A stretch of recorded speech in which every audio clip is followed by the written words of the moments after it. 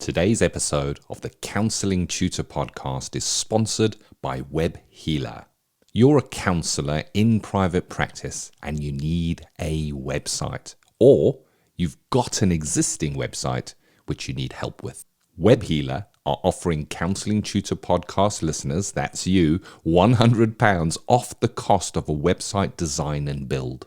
Now, Web Healers specialize in websites for counselors and psychotherapists. It's what they do. And the Web Healer team provide a completely non-technical, done-for-you solution, leaving you to focus your time on your clients. Operating for 20 years, Web Healer are a trusted resource amongst counselors when it comes to getting your practice online. So get the package details and claim your £100 off coupon for your new website by going to counsellingtutor.com/website. That's counsellingtutor.com/website.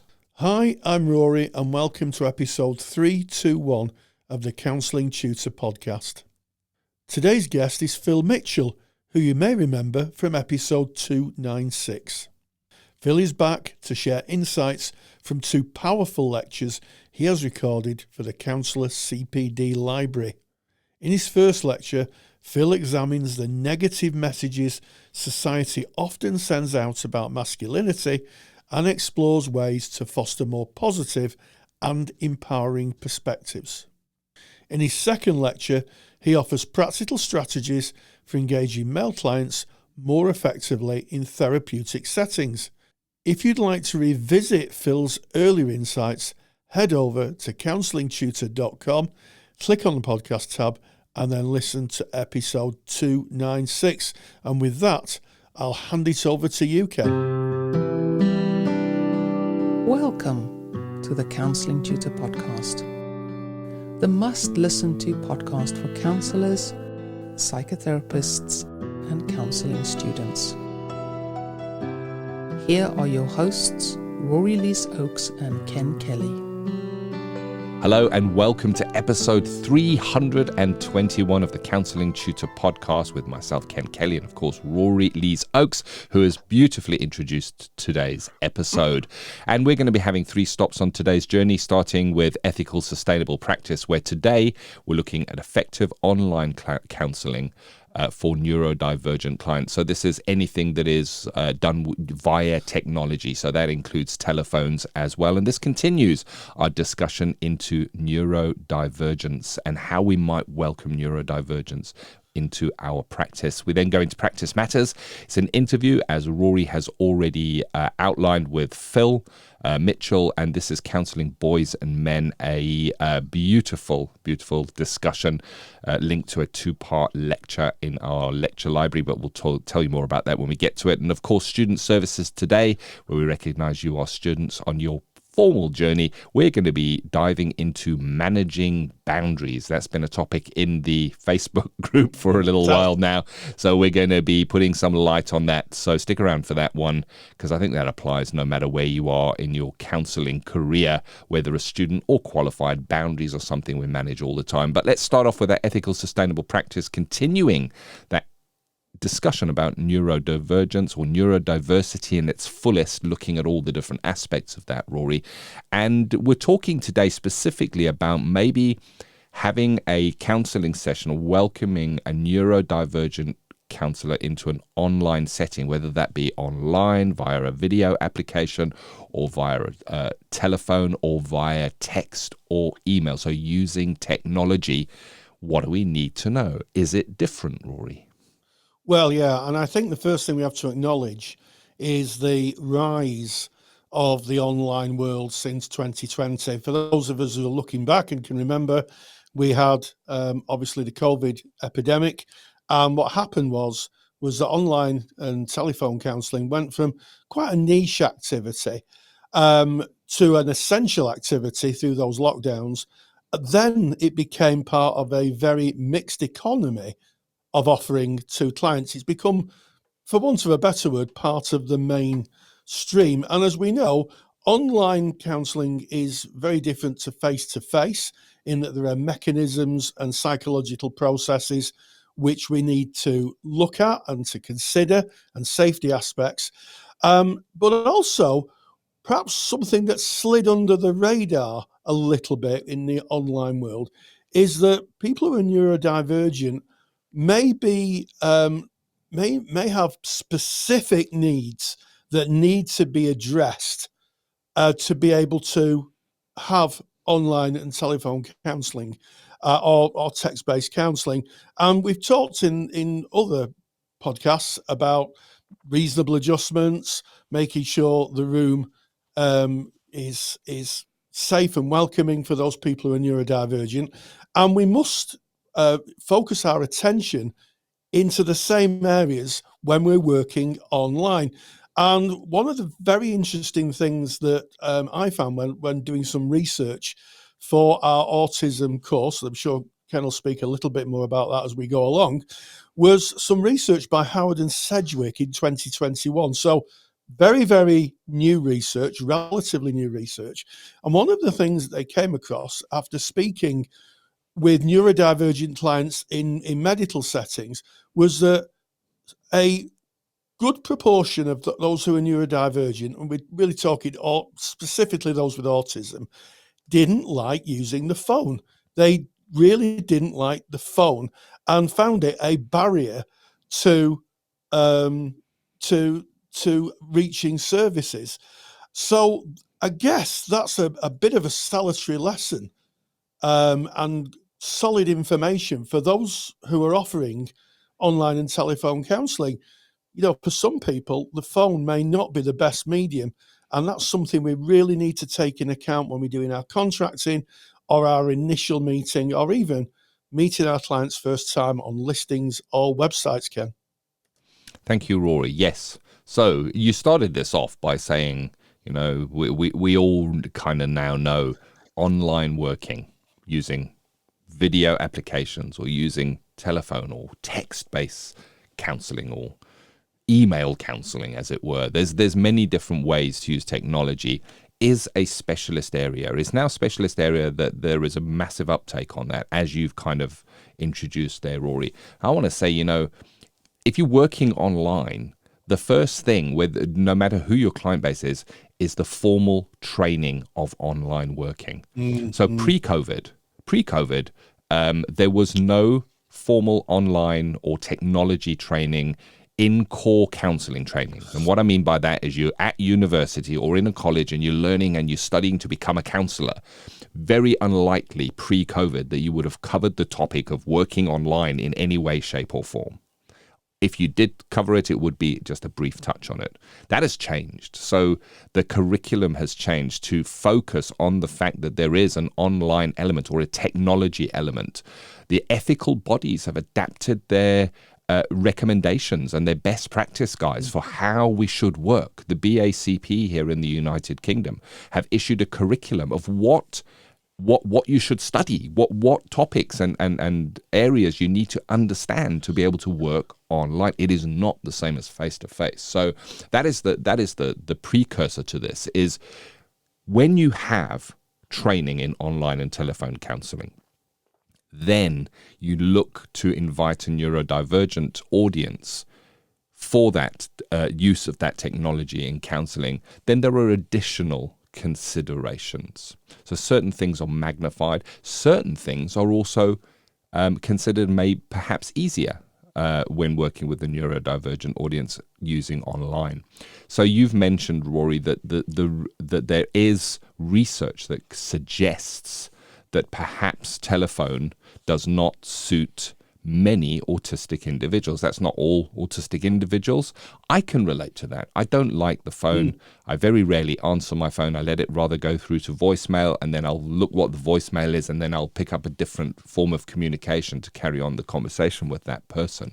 What I don't like about phone conversation, and this is just for me personally, is the immediacy of it. That person speaks now and I have to answer immediately, and sometimes I need time to think and I need time to process before I'm able to answer. And it is maybe for this reason that that written communication for many, and not all, neurodivergent clients is a preferred way of communicating. So it might be asynchronous email communication, where there is time to think and process before answering. Or if we recognize the immediacy of the online environment, we might put in reasonable adjustments. One of those reasonable adjustments might be that if we are communicating via telephone or an online video platform, and we've checked out with that neurodivergent client that they're happy to meet on that platform, that more time is given for them to think about their answer and kind of come back with what they want to share. So more pauses might be a reasonable adjustment that we may look at. We may have neurodivergent clients, and this is not just applicable to neurodivergent clients. This is broader than that. We may have clients who wish not to show themselves on a video platform.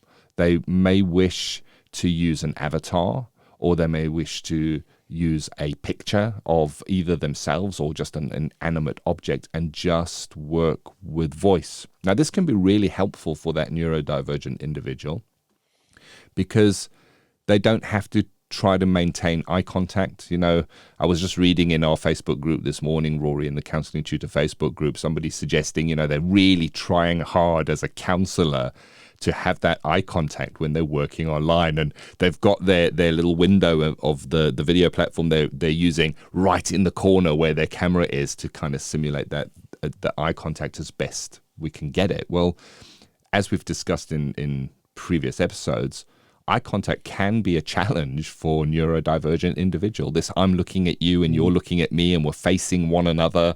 We've spoken about reasonable adjustments in person within the room where we might turn the chairs away from each other. Well, if you think about video platforms, they're basically, most of them will put two passport photos of each other, yes, basically sat by his side. And in a way, you kind of feel that you're looking into the eyes of that person. And that can feel uncomfortable. Maybe a reasonable adjustment is that it's okay for that person to turn off their camera or to use an avatar. And there are certain third-party providers where you can use an avatar that will represent you on the video. But that leads itself to other considerations as well, such as, are they alone in that room? Is there anybody else that can overhear the conversation? Are they in a safe place? So we would need to think around that and maybe have that kind of a discussion before having those conversations.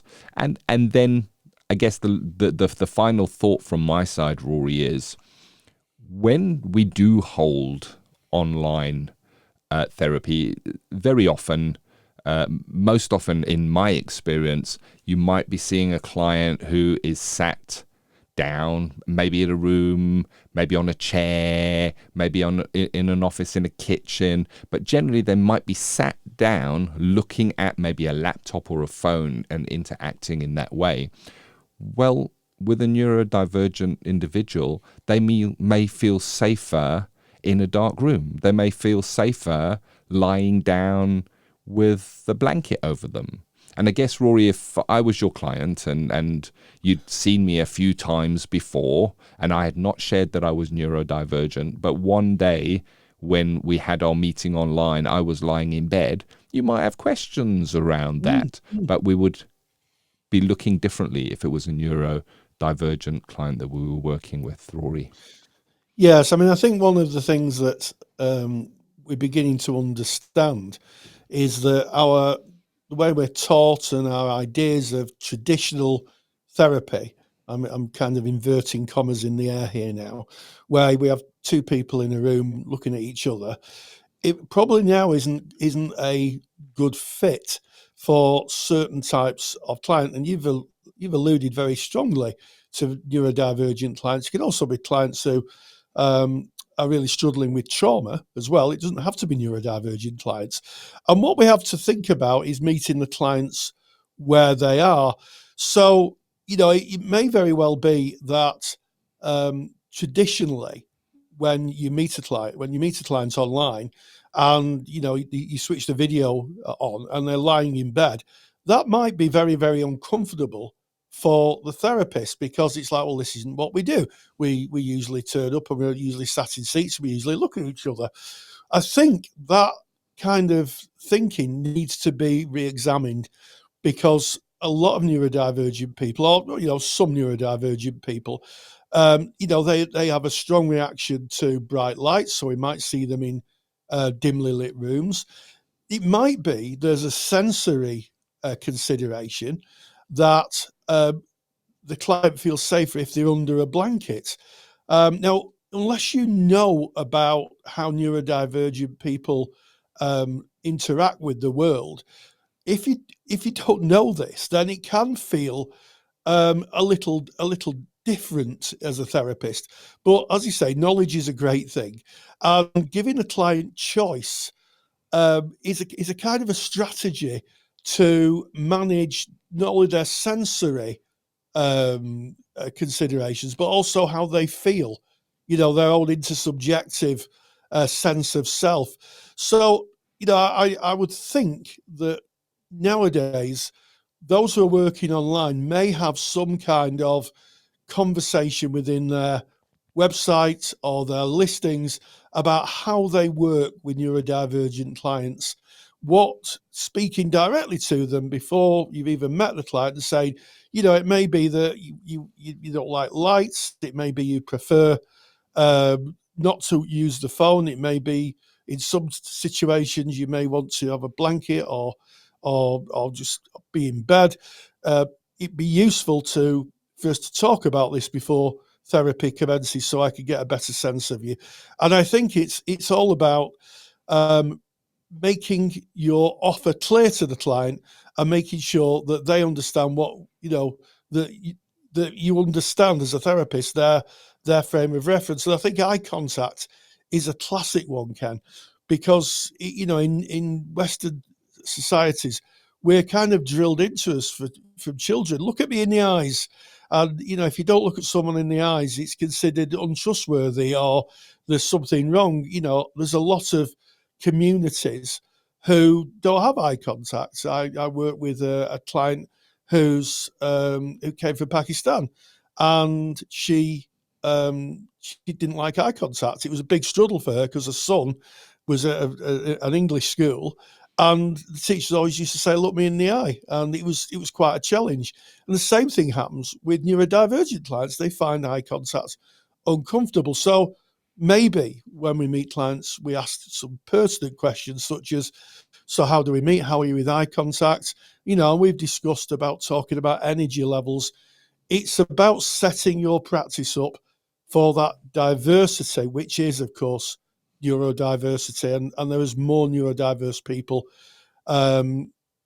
being recognised now and recognising themselves as neurodiverse than ever before. Indeed, it's an important topic, and it's recognising what has it been labelled as, Rory, the hidden generation, or the missed generation? The hidden generation of all those people that may have not been diagnosed and went through their whole life facing all of these challenges and working in a way that welcomes them into our therapy.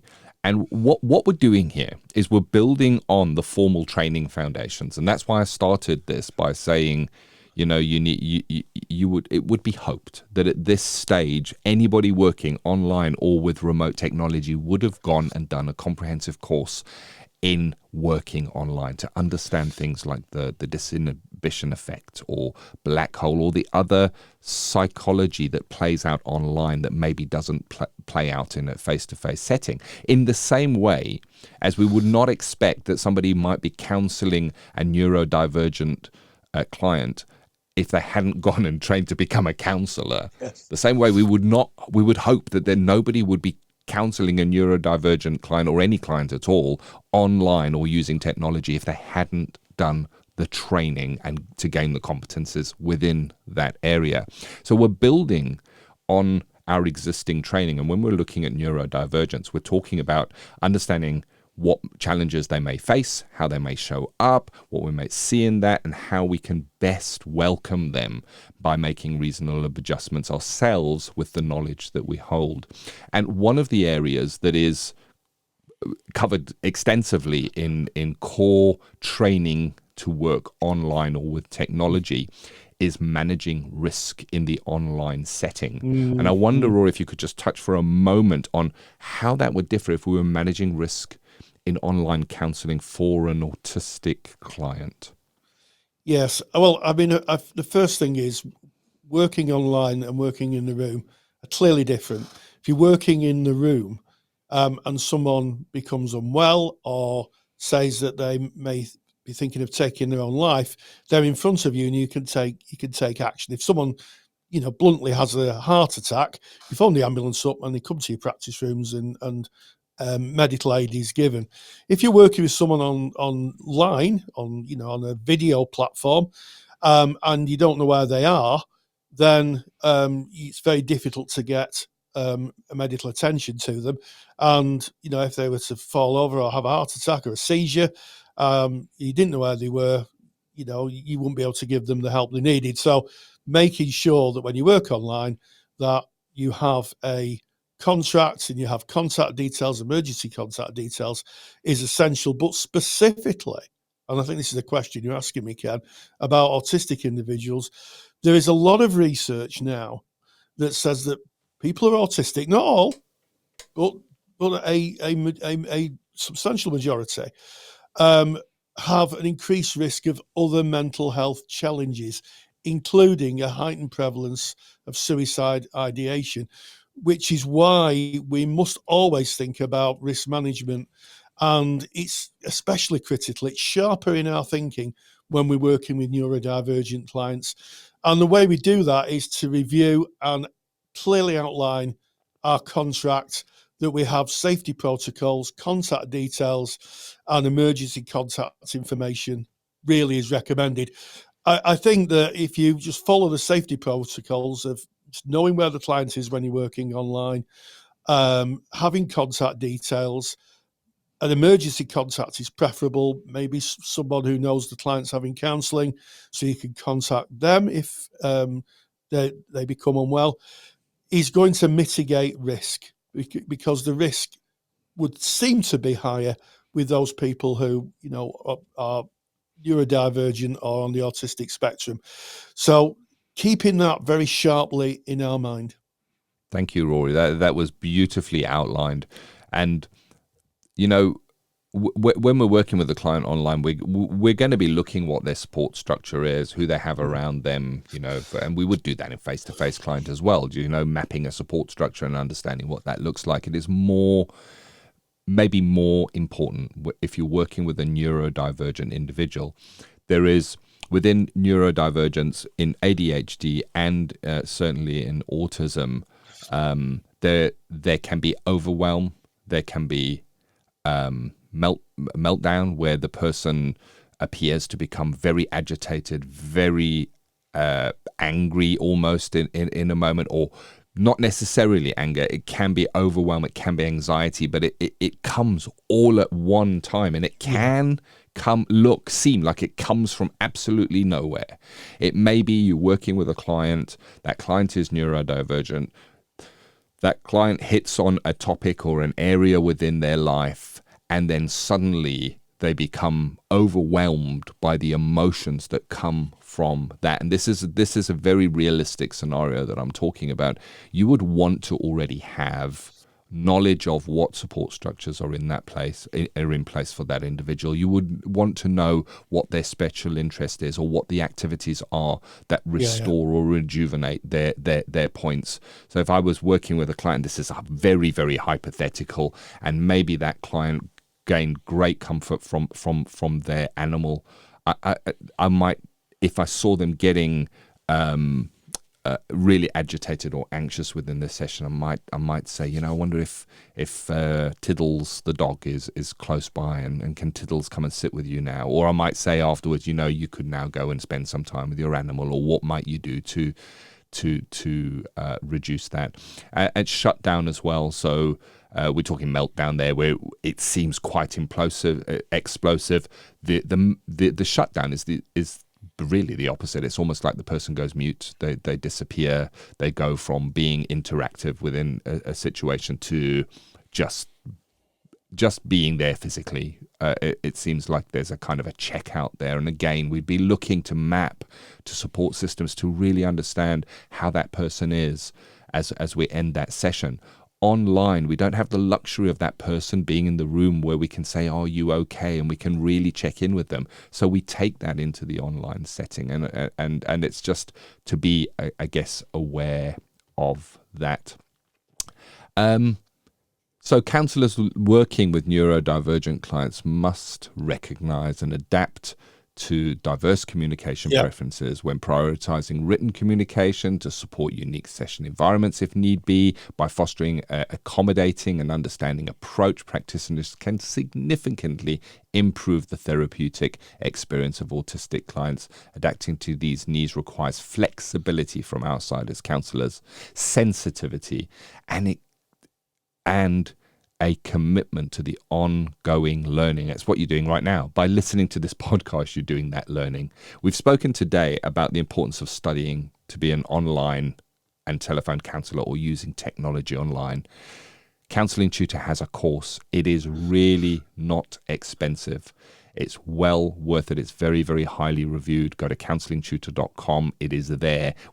Over 10,000 counsellors have taken that training because we purposely made it a low price, a reasonably low price compared to other people in the market that were offering it at the time, because we knew there was a need.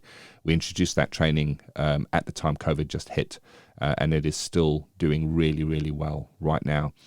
Go to counsellingtutor.com. You can find out about that. If you're interested in taking our Working Therapeutically with Autistic Clients training course, also counsellingtutor.com. You'll get all the information of that. And the handout that we are using today to have this conversation, we always have a super duper handout created by Rory, and we talk through the handout. It's got references in, it's got further reading in, and its learning outcomes will help you recognize communication challenge faced by autistic clients in various modes and understanding why certain methods may be anxiety inducing. You'll identify preferred communication approaches for autistic clients and incorporate these into your practice and enhance therapeutic adaptability. And then it also covers implementing essential risk management practices. You can get the free super duper handout just by going to counsellingtutor.com, click on our podcast tab, find episode 321, and it's right there for you. And that is today's ethical, sustainable practice. And as we move out of ethical, sustainable practice, we head into Practice Matters, the CPD section of the Counselling Tutor Podcast. Rory, you've already introduced this beautifully. You reached out, you spoke to Phil Mitchell about counselling boys and men. I did indeed. It's Phil's second appearance on the podcast, and he has a clear passion for counselling boys and men, and especially I guess boys and men who've been abused by women. It does happen, and it's something that we need to open our eyes to. I caught up with Phil, and he talked about the 2 lectures that he's recorded for our CPD library, and this is what he had to say. Practice Matters is proudly sponsored by the Counsellor CPD Library. To access top quality, relevant continuing professional development for your practice that you can do at a time that suits you, and all for less than the price of a cup of coffee, visit counsellingtutor.com. Men's mental health has, for a long time, certainly in my opinion, been maybe forgotten, mainly because probably men are not very good, or should I say are getting better, perhaps at identifying their own emotional and mental issues, but also maybe because the mechanisms that support therapy may not have been very male friendly. So I'm very pleased to welcome back again Phil Mitchell, who's done 2 fabulous lectures in the CPD library, our CPD library, entitled Adapting Your Practice to Work with Men and boys. So Phil Mitchell, thank you so much for joining us again. Thank you for inviting me back. Thank you. So the first thing I was struck was that when we ask lecturers to lecture, they usually do one lecture. You did two. So what was it drove you to do your lecture in two parts? Anyone who knows me knows that when I get going, I can talk for England. And I think when I spoke to Colette originally about the lectures, as you call them, it was Colette that very gently but clearly said, I think maybe there's a lot to cover here and it might be best if they're split in two. And I think her suggestion was, it made sense. But I also think, I can talk and talk and talk. And I think when I was delivering the lectures as well, I had to remember thinking, hang on, there's a time limit here. Phil, come on, shut up. And so I had to rein it in and as I often get told.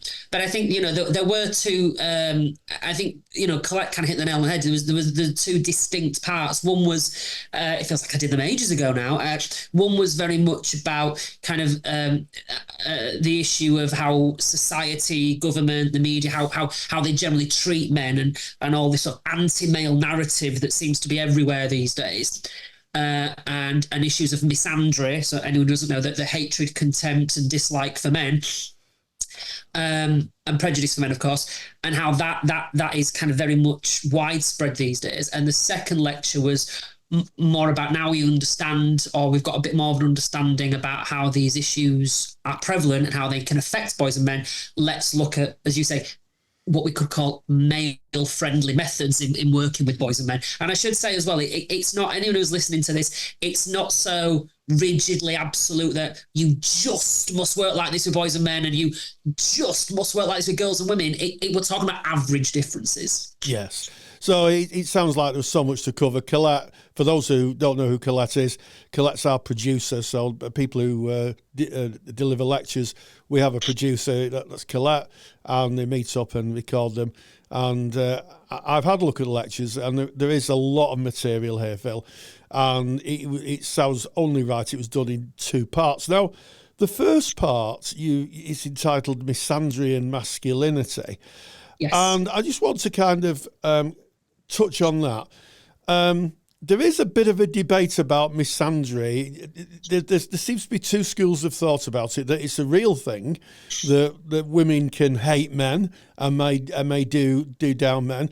The other side of it is this is a kind of invented term to protect male privilege. I wonder if you could speak to that, because last time we spoke, we did get quite a few comments in the Facebook group along those lines.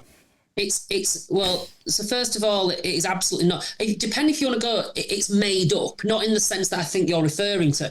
Every word that exists at some point was made up from something, yes. If we want to go that far. But I think in the way that, it's been dismissed as it's made up, it doesn't exist. It's completely false. It absolutely does exist. It has a very clear definition. And the definition, generally speaking, is it's the attitude. And it's the attitude of the hatred, dislike, contempt, and or prejudice towards men, perhaps you could say because they are men, or that sort of element of it. And so ultimately it's like misogyny to girls and women. We cannot say that one absolutely exists and one doesn't, because one, it makes no sense to say that. You could say they exist differently, that the attitude of misogyny and misandry are prevalent maybe in different ways, but and that they influence different types of behaviour, comments and disadvantage, but that's not the same as saying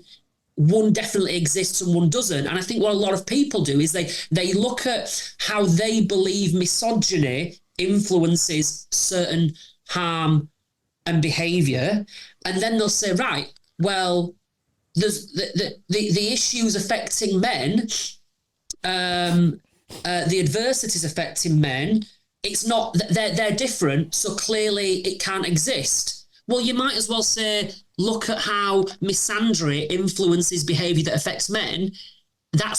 we don't see exactly the same parallel for women, so then misogyny doesn't exist. No, there are differences and there are similarities, but just because there are some differences doesn't mean misandry does not exist. And if you look at Steve Moxon's research, which I should say I don't agree with everything in his research, but he's evidenced various points to say that, misandry, here are examples. Here it does exist. It's there and it's blatant. So to say it doesn't exist is just quite simply not true. It does exist. There are people online who declare themselves as being proud misandrists, who say they are proud that they hate men, and their entire online identity is about hatred of men. There are a number of cases where men were killed, tortured, run over, and the perpetrators were saying it was because he was a man. I hate men. I don't think so. There's a clear link there.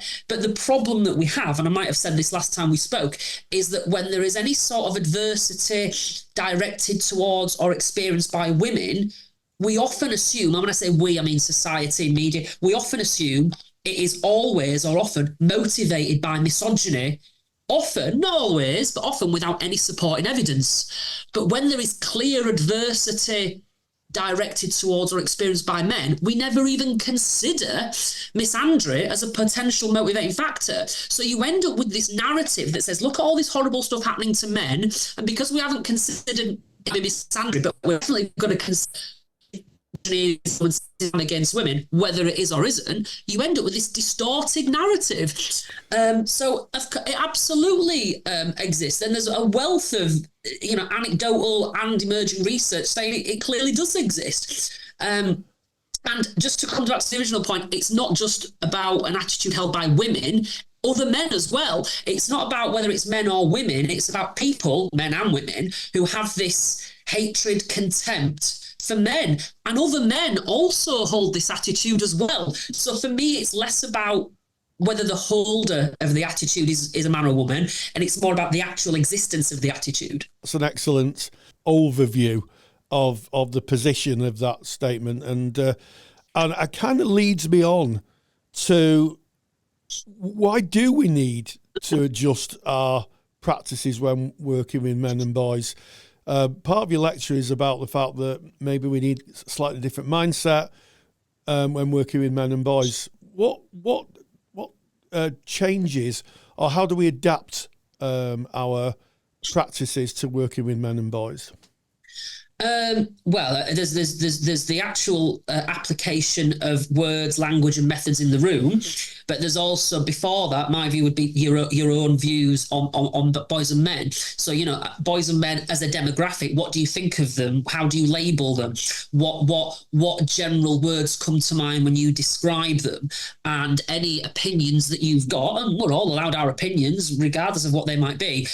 But it's also useful to think, how might your opinion possibly affect your practice with boys and men? So it starts with your own attitudes, and then I think it's more of the stuff that you do in the room. But when you asked, why should we? Well, first of all, I would say it's not that we definitely should. If you're working with boys and men and they engage with you, they come, they talk, they engage in the way, in a useful way, it looks like they're getting something useful out of the sessions, then that would suggest that whatever you're doing is working, and that's fine. If what you're doing is not working and they seem stuck, they seem a bit confused, it looks like they might disengage, then it might be that what could be happening is that you're using methods that are, on average, more attractive to and accessible to girls and women on average, and a little less attractive to boys and men on average. Now, years ago, my opinion, which was very ill-informed, it was a little bit based on experience, based on opinion, but it wasn't based on any research. And I'm a little bit embarrassed I held this opinion, but I used to say the differences between males and females, it's all 100% to do with socialization and how we bring them up. I was totally wrong.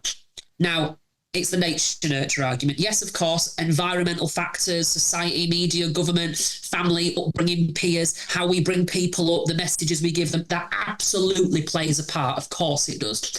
But that's not the entire story. It doesn't start and end there.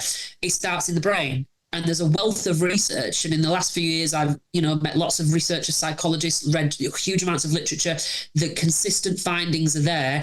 And there are average differences, some average differences between the brains of males and the brains of females. And those average differences contribute towards some of the different choices that we make.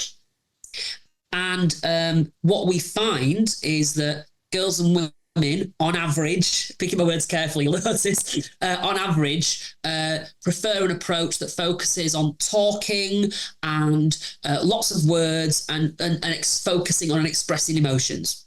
Nothing wrong with that at all. There's nothing wrong with that approach if you use it and it works, regardless if it's a man or a woman. On average, what we see is that boys and men certainly find an approach more accessible and more attractive when it's more solution focused and action orientated and more doing. Now, that doesn't mean you abandon talking. It doesn't mean you abandon empathy. But what it might mean is that you don't solely rely on that and that you add to it. So that could be something quite simple as changing your language. So instead of saying something like, you're asking for help because you're vulnerable and that's okay, you could change that to you're tackling your problems and this is the start of you showing strength. And more men than women on average will find that attractive. And so in terms of why should we do that, is the first question, is because there are average differences between men and women, between males and females, and there's nothing wrong with that. And if you are working with boys and men and you find that they are not engaging in the approach that you might use with girls and women, and find that girls and women are engaging with it, don't expect this boy or man to change to fit with how you're working. Maybe it's about taking a step back, thinking, what can I do to change? And so that's what I did. And as I said to somebody that when you are in private practice, there are basically two things that you want to achieve from private practice: a positive outcome for your client and profit. They're the two things that you want to achieve from private practice, right? The approach that I have adopted in the last, 10 years or something like that now, where it's what I call a pro-male approach, using masculinity instead of demonizing it, using sort of action-oriented, solution-focused ways of working and language, I've seen that it absolutely works. If it didn't work, I wouldn't do it. Why would I? Sure. I'm trying to run a successful private practice where I can be in profit and the people I'm seeing are achieving something useful. It doesn't work with everybody. Nothing works with everyone. But I've certainly seen a massive difference. So I know it works. And there's emerging literature that's also coming out that says, yes, it can work. Yeah, I think that one of the things that I picked up in the lecture was some research done, I think, with the Samaritans about the length of time that male callers held on the phone. Mm-hmm. And by using male-centered communication, they got about 7%. I think it was between 25 and 33, so my maths isn't great, but I think that's 7%. It might be 8% thinking about it. But they got an 8% longer engagement with male callers by purposely using male-centered language. Now, the Samaritans a bipartisan organisation that does great work, and if anybody's listening, not in the UK, the Samaritans are a phone service that people in distress or in crisis can phone up, and it's effectively a listening service. I'm sure throughout the world there are different iterations of it, but that statistic is quite striking, isn't it? Just by changing the language and the approach, they got a measurable, better engagement, a longer engagement. Yeah, it was. I know Martin Seeger, who's a chartered psychologist who's done a lot of work and a lot of research around masculinity, along with John Barry.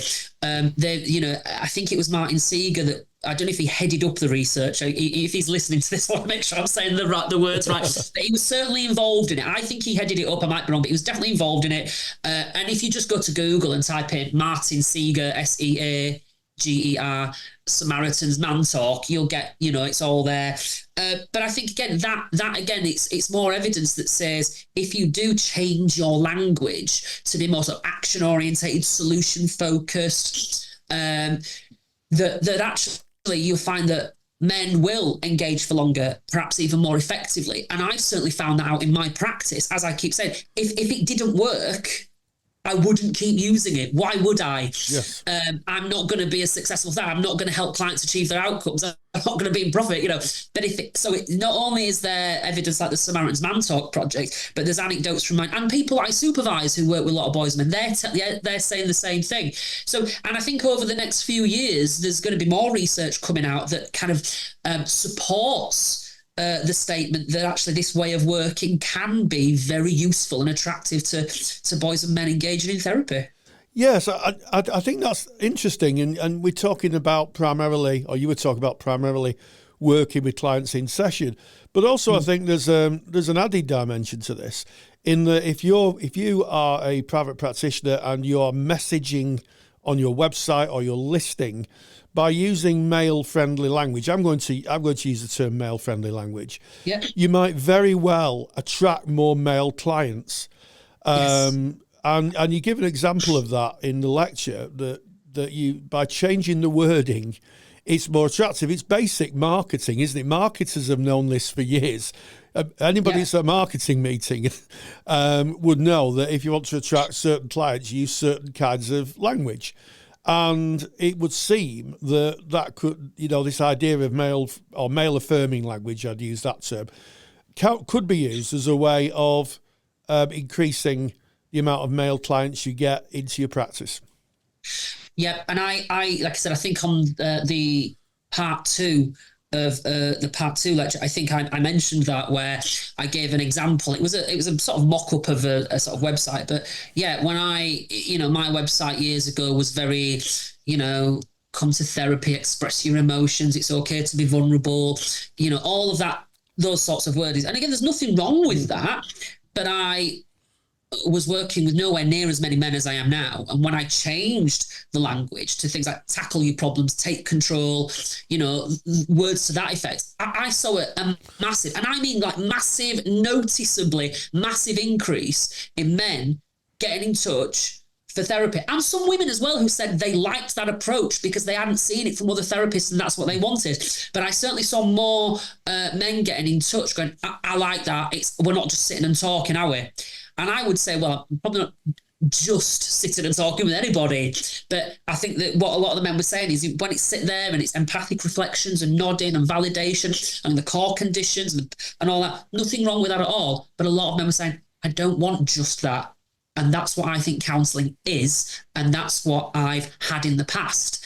And so you can explain different types of counselling approaches and all of that. But sometimes with some clients, it can be useful to, where relevant and appropriate, of course, to highlight what you might call male-friendly methods. And I think on my profiles, I've put that the British Psychological Society in November 2022, they released a briefing paper addressing this, backing up everything I'm saying. And if you are going to work with male clients, here is what we find is useful. And it talks about things saying, abandon language like toxic masculinity because it's not helpful. Take a positive approach of masculinity and all of this sort of stuff. And it talks about solution-focused approaches, action-orientated language. So it's kind of supported by the BPS. And there's more and more evidence coming out year on year showing that this can work. But as I said, I saw a massive increase in men getting in touch, and straight away I thought, wow, if this is attracting them to practice because of what they're seeing, then we can use this in the room. And we did, and I've seen that it generally works quite well. Yeah, I mean, I would say from my own practice experience, when I was practicing, there's a couple of things that triggered men coming to therapy. One was any national coverage of males being abused by another man or being abused in general. And I can remember when there was a football coach who was convicted of grooming and abusing young boys. And when that came into the media in the trial, my phone rang off the hook. Yeah. It rang off the hook. But what was quite interesting was the men I work with, not all of them, I have to say not all of them, but I would say a good majority wanted more action-based. They wanted the session. They wanted some takeaways for the session. They wanted things they could do. And in a person-centered way, what I did was say, well, what kind of things do you think you could do? And usually by them actually having the freedom to speak out about what they could do, and that being affirmed. I mean, I didn't say yes you should or no you shouldn't, but having that forum and that space to do that, they took that away, and it's unfortunate because of confidentiality I can't share some of the things, but what I can say, perhaps one of the most surprising ones was a number of men taking control of being able to say no to intimacy and sex if it was demanded of them. I'll leave it there because I don't want to go too far into something that could break confidentiality. Yeah. That would seem to, I think, to a lot of people, maybe it's just me, but maybe surprising, given the stereotype of men. I think that's the thing, I think it's a rigid, oversimplified, men always want sex and never say no to sex. Absolute rubbish. That is complete. Yes, there might be, if we think about that, men on average, according to years of research, men on average think about sex more than women on average. Statistically and from research, that's true. But that's not the same as the over-exaggerated statement of men always think about sex and will never say no. No, completely rubbish. And I, there's plenty of examples anecdotally I could share, and it's that, hang on a minute, there's some men will think, I don't want to have sex, but I should say yes because he or she will think I'm less of a man. What will that mean? And then you can explore what it means to be a man. And it might be, strength and being in control. And actually, maybe you might feel more strength and more in control if you assertively put your needs across and go, I'm not in the mood right now, so please respect that. Yeah. And that's the thing. It's like, oh, okay. So what you do is you do the reframe, and that's using elements of what Martin Seeger and John Barry call archetypal masculinity to kind of reframe their experiences. I'm not a real man. Well, what does it mean to be a real man? But you could also say, well, you're using your masculinity to take control of this situation. Absolutely. So what do you hope that people will take away from watching these two lectures? That's a good question. Well, first of all, I hope that they will. I mean, some people won't because they just, some people are firmly hold on to their beliefs. But I hope that some people will be more open to the existence and prevalence of misandry. I hope that they'll be open to accepting that it is held and displayed by women and men, that it can and does influence all manner of behaviour towards men, from horrible words online to horrific, violent and terrible abuse. I hope that they'll be more open to that because, as you said, we see misogyny everywhere and we never really talk about misandry. And so there's that. I hope that they will also consider that they could explore adapting their practice with boys and men who perhaps might be struggling to engage with them or not feeling comfortable engaging with them when they're using certain methods that are more what you might call traditional therapy and less generally male-friendly. So I guess they're the things I hope that people would take. And ultimately, that masculinity as a concept, maybe not a concept, that's the wrong word, but that masculinity as an aspect of humanity is not bad, is not toxic, is not horrible, and is not something that should be viewed with caution or suspicion or anything. And that actually, if we look at archetypal masculinity, that it can actually be used as a really great resource to help people achieve some of the things they want to achieve. Well, adapting your practice to work with men and boys, a 2-part lecture, is available in the CPD library. And it just goes for me to say, Phil Mitchell, thank you so much for joining us. Massive thank you to Phil Mitchell. Thank you to you, Rory, for reaching out, holding those all-important discussions. That was Practice Matters. We now head right into Student Services. Student Services is sponsored by Counselling Skills Academy.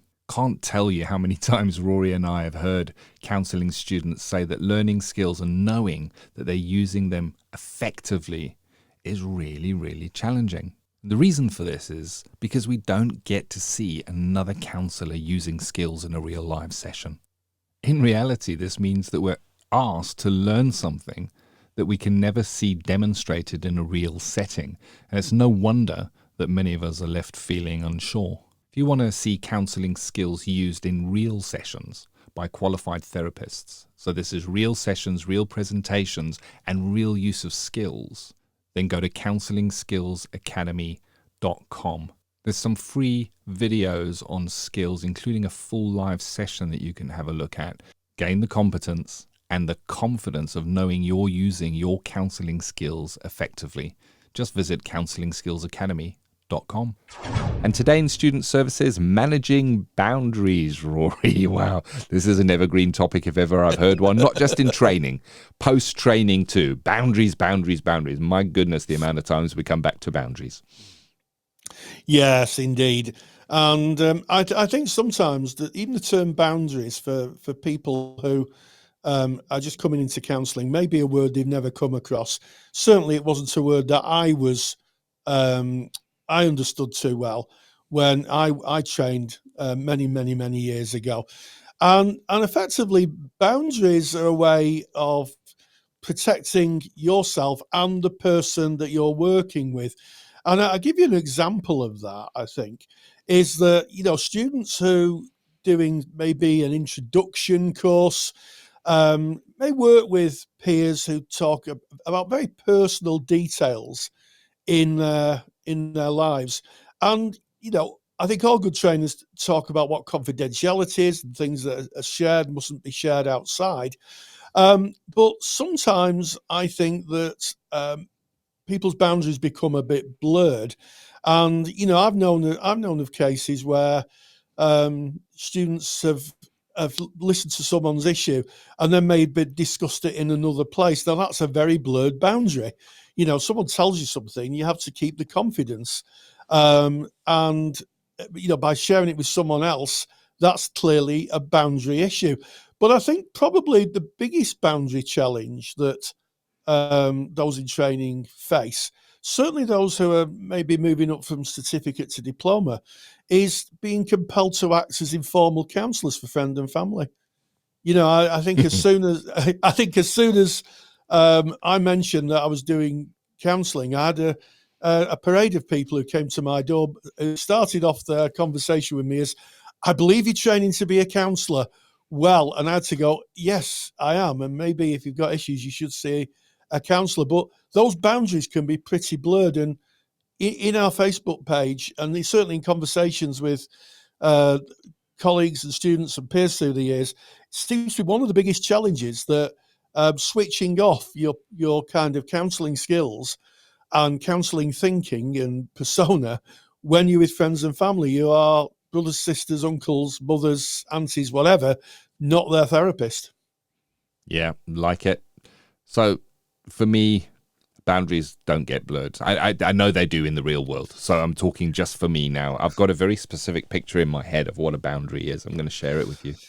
So when we moved into our house in North Wales, we had a boundary dispute with somebody who owned land right next to us. And they said, that piece over there is our land. And we looked at our deeds and we looked at the maps that come from the offices that be.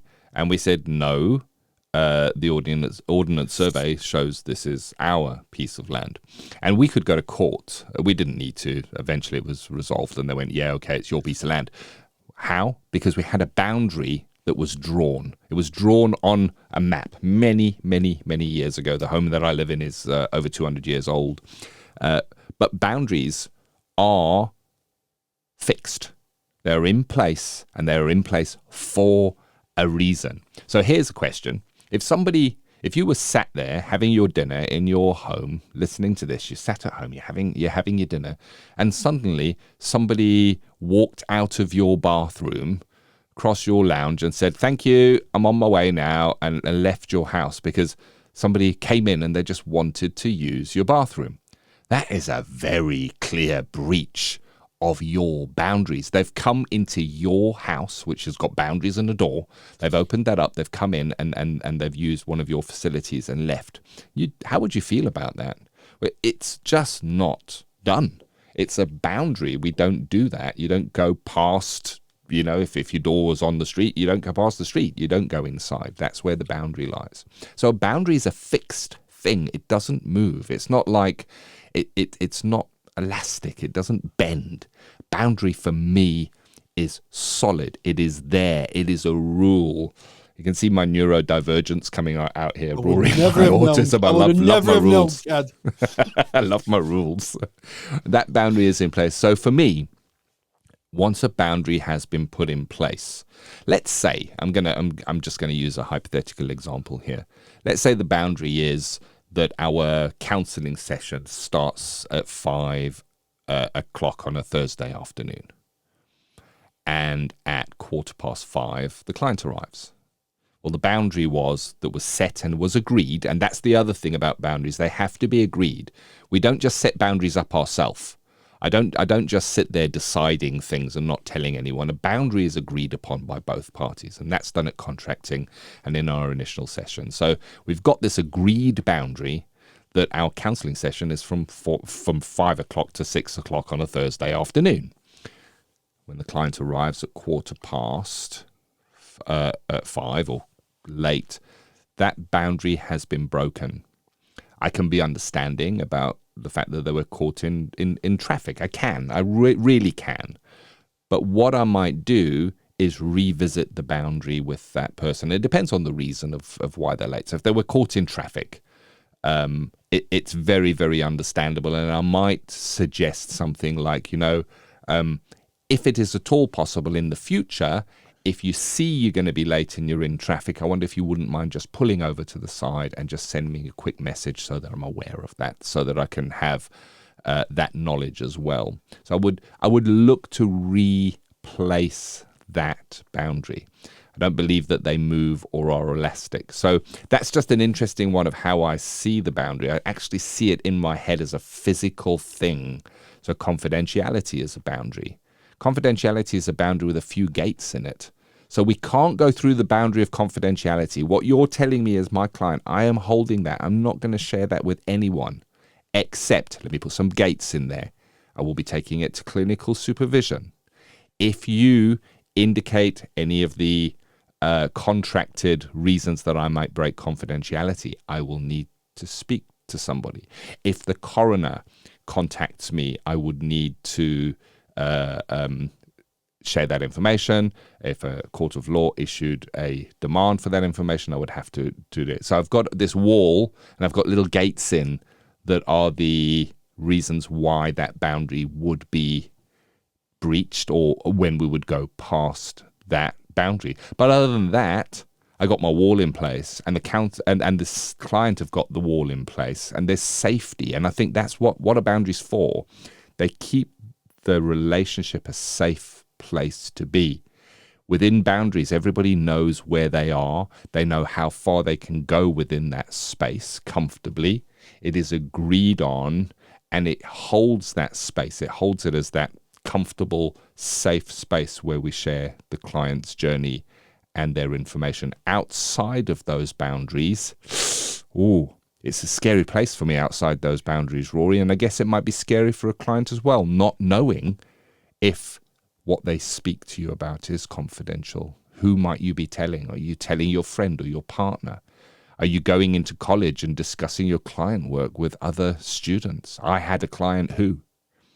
It's interesting, isn't it? It is. And many years ago, there was a blog that I followed relentlessly called Stories of a Boundary Ninja. I like it. A boundary ninja. And it was a therapist, I presume a female therapist. I can't be sure because it was anonymous, but I got from the tone of the writing and other other aspects of the information shared, that it was a female client, female therapist. And she talked about dancing on the edges of boundaries. And while I agree with you to some extent that some boundaries are fixed, such as things like confidentiality, not meeting your clients in the pub for a drink, I think there are some areas where we need to be a boundary ninja. We need to dance on the edge of the boundaries. And to do that, we need support from our supervisor. And also we need to be very introspective about ourselves. And I'll give you an example of that. You get a client who comes 15 minutes late for their session. And as Ken outlined, you say, well, look, we're going to have to recontract for that. What happens if this client is neurodivergent and has ADHD? Or ADH, as we dropping the disorder on the podcast from now on. We know ADH has ADH, and they say, "Look, I just can't help it. I try my best to get here on time, but I'm just late." What do you do in that situation? And I think that's where sometimes being the boundary ninja would allow you a little bit of flexibility to say, okay, what do we do in this situation? And sit with the clients. And if it was me, and I'm not suggesting people take my advice on this, and I will certainly speak to my supervisor, but I might say, look, what I'm going to do is, you obviously struggle with time and you need obviously you want an hour session. What I might do is diarize 1.25 hours for my clients. And I might say to them, what the session will be one. There's no rules to say the session has to be an hour. There's nothing written down in the laws of counselling that says it'll be an hour. I might say, look, what I'm going to do is I'm going to diarize 1.25 hours. Your appointment's at 4:00 on Thursday the 8th. And, I know you struggle with time. If you're a little late, then we can roll round. That's recontracting the boundary. So I think there are certain times when you have to be a bit of a boundary ninja, but it has to be done, I think, with experience and also really good supervision. And also if you're a student, and this section is predominantly listened to by students, speaking with your tutor. But we just have to be, I think sometimes we have to be boundary ninjas, but there are some that are fixed. So from my perspective, I wouldn't socialize with clients unless, of course, I went to a party, which is very unlike me. I don't go to parties. But what happens if I go to a party and my client stood there as a guest? What do you do? So sometimes you have to be a bit of a boundary ninja and you have to kind of adapt yourself to the situation. However, like a compass that always guides you back to the direction you're going on, you should always have a kind of ethical, moral compass, that you could justify to peers and to your tutor and also to your supervisor. So I'm not sure if that blog is still around. I'm sure there'll be people furiously searching for stories of a boundary ninja. But it actually changed. Honestly, isn't it just a great name? I wish I'd have invented it. And if that person's listening, get in contact. I'd love to interview you. But I think that I think it's all about how we interact and build our relationship with clients. But to agree with Ken, there are some things that are quite fixed, but sometimes being a boundary ninja. And I like the idea of dressing up in black and carrying a samurai sword, to be honest, Ken. Yes, I can well imagine you do, Rory. Yeah, we do not recommend we do not recommend anybody try this at home or in don't do that in session. So I'm going to see your boundary ninja and going to raise you a reasonable adjustment. Watch I've got the old poker talk. I've never played a game of poker in my life. So if we look at what boundaries are, they are agreed. They are agreed kind of rules around the counselling session. They can be renegotiated. That is different to breaking a boundary. They can be renegotiated. Now, we've got our first session recently on the Counselling Tutor Podcast is Ethical Sustainable Practice, where we're speaking about neurodivergence. And within that, if you've been following the podcast, we speak a lot about reasonable adjustments. And reasonable adjustments are almost like moving the boundaries in certain areas for a very good reason. But when we move those boundaries, we move them because of that good reason, because we've identified that boundaries might need moving. So, for instance, I'm not going to put in a for instance. I'm sure you can imagine what I mean by that. We're going to move those with the consent and with discussion with our clients. Boundaries can be moved within counselling as well. So, if a boundary is broken and we go back and we go, you know what, we really need to have a look at this again. Let's just rediscuss this time frame. And the person might say, you know what, like you're saying, Rory, I just can't get there for 5 o'clock. Sometimes the buses are late. Sometimes the rush hour traffic is there. And I never considered that. And I've tried to move my appointment with you, but you can't because you're fully booked counsellor. Then we might look around.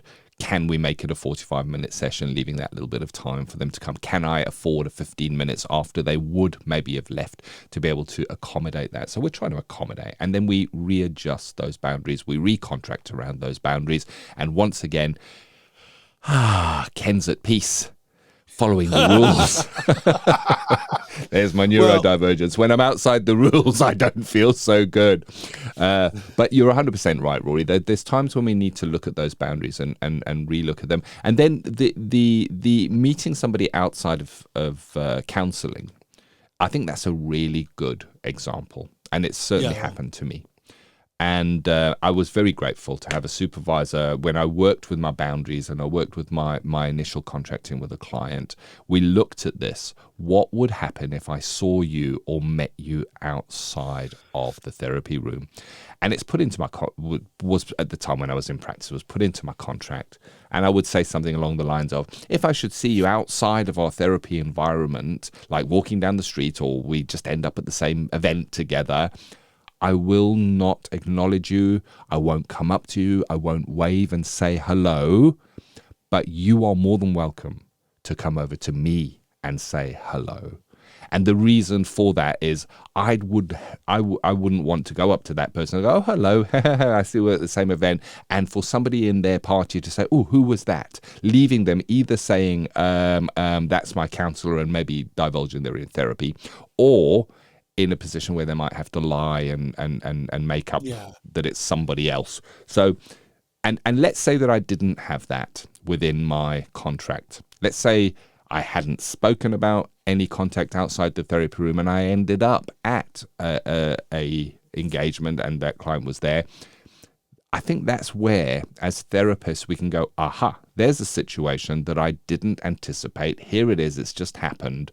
What I'm going to do now is I'm going to go back to my contract. I'm going to go back to my boundaries. How can I make it to minimize that happening again? Or if it does happen again, mitigating any embarrassment for the client, embarrassment for me, or whatever that situation may be. And this is why when we introduced this topic as being in student services, I suggested that boundaries are that they go with you throughout your entire counselling career. I was forever revisiting my own boundaries and contracts and just adapting it as my practice and my clients taught me areas that I needed to, I guess, firm up. So that's boundaries as an overview from me, Rory. Any final thoughts on boundaries? Yeah, I think that boundaries, if you're practicing, if you're a student in your practice time, doing your 100 hours or how many hours you have to accrue, I think it's something to put on the agenda for supervision. I think it's always, learning to be a therapist, I think, is a bit like learning to drive. It's just that you don't have the instructor sat next to you when you're in the when you're in the driving seat. And I think it's useful to chat about boundaries. And I think it's one of the things that, in my experience, a lot of people have shame about. So, I've certainly supervised people who've said, "You never guess what's happened." Well, what's happened? Well, I was I was out shopping and I bumped into my client and they started talking to me and I talked to them. And it's like, okay, and I don't know if I've crossed the boundary. And I think encouraging conversations about boundaries, certainly as a supervisor, I'd encourage conversations. And, these things happen. We live in a real world. And sometimes, I can remember many years ago getting some bird seed at a local shop, and I was stood in the queue. Next, the person in front of me was a former client. And behind me was my wife with some more shopping. And this person was chatting away to me, and I'm trying to keep it like, oh, bird seed. And eventually we got outside and my wife said, I don't ask about that person, do I? And I said, probably not. And we never talked about it because she got the sense that this person was my client. I never said that. But and it's a long time ago now, so if my wife's listening, she probably knew anyway. But she probably knew anyway. But I think it's one of those things where having a good conversation with your partner about, you might be approached by strange people who ask you questions, and that might be part of it. Is a part of a boundary, because can you imagine being in that situation and my wife saying, "Well, who was that? Who's that you're talking to?" It becomes very difficult. That's a boundary. So I think it's about setting your stall out, but speak about it in supervision. Yes. Try to, you should stick to boundaries, and they're there to protect the client and indeed yourself. So that's my final thoughts on it. Thank you. Yes. That's what they are there for, really, at the end of the day. In the same way as the boundaries of your house, the walls of your house are there to protect you from the elements and the weather. It's the same. The boundaries in counselling protect you as a counsellor. They protect you in the event of a complaint. They really do. If you were within your boundaries and they were clearly laid out. And of course, they protect the client within the sanctity, dare I use the word, of counselling in the session. Well, there it is. That is Student Services for this week, and we're so glad that you joined us. This has been episode 321 of the Counselling Tutor Podcast. The National Counselling and Psychotherapy Society, or NCPS, proudly sponsor this podcast, supporting students every step of the way. Join the NCPS for resources, training, and a friendly, knowledgeable community to enhance your learning experience. Visit ncps.com. Yes, we started off with effective online counselling for neurodivergent clients, best practices, where we talked about being thoughtful and maybe adapting your practice to work with neurodivergent or autistic clients, especially when you work online, the focus of online work. In Practice Matters, we had an interview with Phil Mitchell on a topic of Counselling Boys and Men. He's done 2 lectures for the Counsellor CPD Library on that, and I have watched them. I have to say, absolutely fabulous, and shines the light into an area and a client group that is sometimes overlooked.